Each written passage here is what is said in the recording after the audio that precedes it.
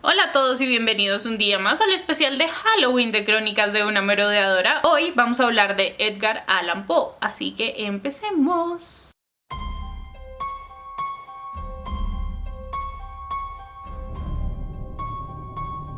Bueno, en realidad hoy vamos a hablar de 5 casos reales que inspiraron 5 de los más famosos relatos de Edgar Allan Poe. Así que vamos a empezar con Berenice. Berenice, por si no lo recuerdan, es el primer relato de Edgar Allan Poe, el primer relato que escribió de terror, y nos cuenta la historia de un hombre que estaba bastante obsesionado con los dientes de su esposa, pero su esposa muere, y como el hombre está tan obsesionado, la desentierra y le empieza a arrancar los dientes al cadáver. Pero como está tan obsesionado, no se está dando cuenta de que su esposa está gritando en el ataúd y resulta que la habían enterrado viva, que era lastimosamente una práctica bastante común en el siglo XIX, esto de enterrar a las personas con enfermedades raras que parecía que estuvieran muertas pero en realidad estaban vivas. Ahora, la historia real en la que esto se basa es una historia que leyó Edgar Allan Poe en un periódico de 1833 cuando él estaba viviendo en Baltimore y trabajaba en uno de los lugares de noticias. Allí leyó el artículo de 2 hombres que se dedicaban a profanar tumbas, a arrancarle los dientes a los muertos más recientes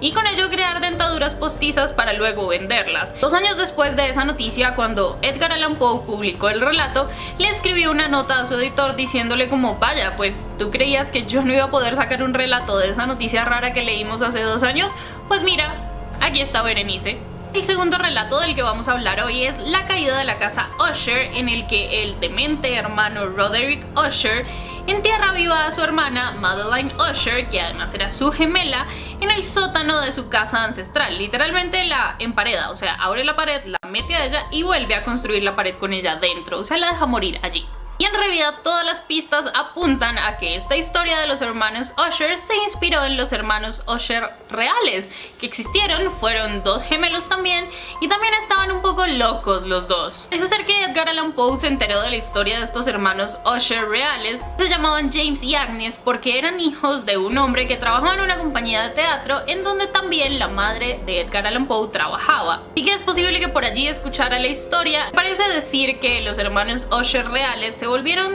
tan locos o incluso más locos que los hermanos Usher de la ficción y también terminaron matándose los unos a otros. El tercer relato es El tonel de Amontillado, que por si no lo recuerdan es una historia clásica de venganza en la que Fortunato paga un alto precio por haber insultado a Montresor y termina también emparedado dentro de una catacumba oscura.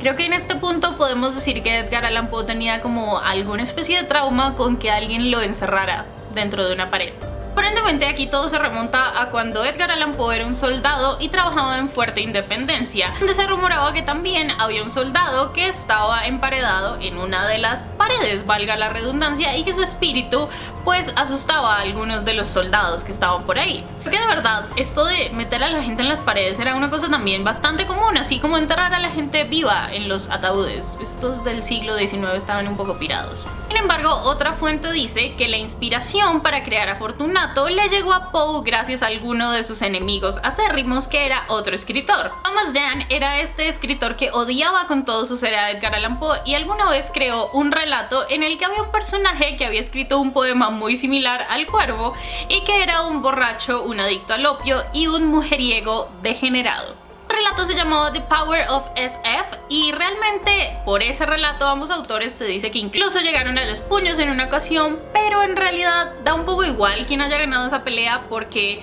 en la pelea de la historia nadie recuerda a Thomas Dann y a su relato y todo el mundo ha leído El tonel de Amontillado de Edgar Allan Poe. El cuarto relato es El pozo y el péndulo, que por si de nuevo no lo recuerdan, nos narra la historia de un desgraciado narrador que nunca tenemos como su nombre y que sobrevive a duras penas a algunas de las torturas de la Inquisición española. Ahora, en el año en el que Edgar Allan Poe escribió este relato, aún seguían rondando por ahí las historias y las terribles torturas que hacía la Inquisición, a pesar de que esta institución de la Iglesia y posteriormente de la monarquía española había sido disuelta hacía 8 años. Ahora, si nos devolvemos un poco más atrás, fue el Papa Gregorio IX en 1232 quien creó esta institución de la Inquisición para, supuestamente, purgar el mundo de los herejes que contaminaban la fe. Y siglos después, más o menos por 1478, cuando estaban muy en boga Fernando el Católico e Isabel la Católica, los reyes de España,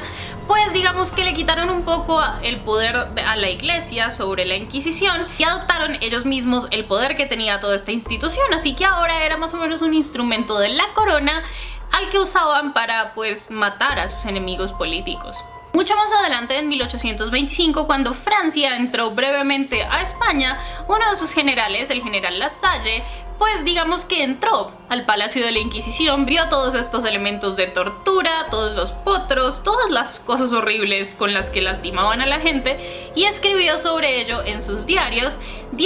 que se rumora por ahí que Edgar Allan Poe leyó eventualmente y de los cuales sacó muchos de los instrumentos, un poco exagerados eso sí, que usó después en El Pozo y en El Péndulo. Y, dato curioso, el hombre que salva a nuestro desgraciado narrador del Pozo y el Péndulo se llama General Lasalle. Y ahora hablemos de mi relato absolutamente favorito de Edgar Allan Poe y es La Máscara de la Muerte Roja. Esta es la historia de un reino que se ve azotado por una extraña enfermedad llamada la Muerte Roja y resulta que el príncipe Próspero, el príncipe pues de todo ese reino, dice como ala, pues yo me voy a encerrar con todos mis amigos en mi palacio, vamos a hacer una fiesta genial para que la muerte no entre ahí, todos vivimos felices y ya está. Pero cuando empieza la fiesta, la gente empieza a morir porque resulta que hay un invitado enmascarado que es nada más y nada menos que la Muerte Roja, así que todos mueren dentro del palacio del príncipe Próspero. Ahora, 10 años antes de que se escribiera este relato, Poe sobrevivió a la mayor epidemia de cólera que había vivido el mundo en 1832. Esta pandemia que empezó en la India, se mudó a Europa y luego a Estados Unidos, acabó con la vida de cientos de miles de personas y solamente en Baltimore, que era donde vivía Edgar Allan Poe, mató a 1000 personas en 3 meses. Sin embargo, el autor se salvó. Ahora, en medio de todo esto que parecía el fin del mundo, llegaron noticias y fueron reportadas por todos los diarios de la época de un grupo de 2000 personas en París que decidieron precisamente encerrarse en un palacio, hacer una gran mascarada y pues más o menos celebrar que básicamente iban a morir supuestamente. La cosa aquí es que hicieron una especie de representación muy macabra y cuando estaban en medio de la mascarada llegó un sujeto, digamos, disfrazado de una presencia súper esquelética y muy enferma supuestamente, que representaba al cólera. Y pues nada, creo que eso salió en todos los periódicos, como les decía, y Edgar Allan Poe se enteró y eventualmente escribió La Máscara de la Muerte Roja.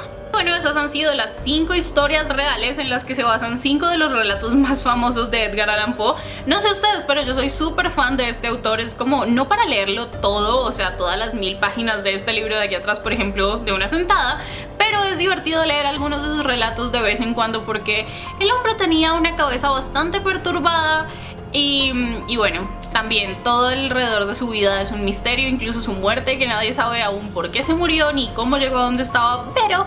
todo es muy cool, así que si quieren ver más, pues investiguenlo, de verdad se los recomiendo un montón. Si llegaron hasta este punto del video, díganme en los comentarios, ¿Isa quiere un gato negro como Edgar Allan Poe? No se olviden de darle like a este video, suscribirse a mi canal, seguirme en todas mis redes sociales y nos vemos en un próximo video de Halloween. Hasta entonces, Nox.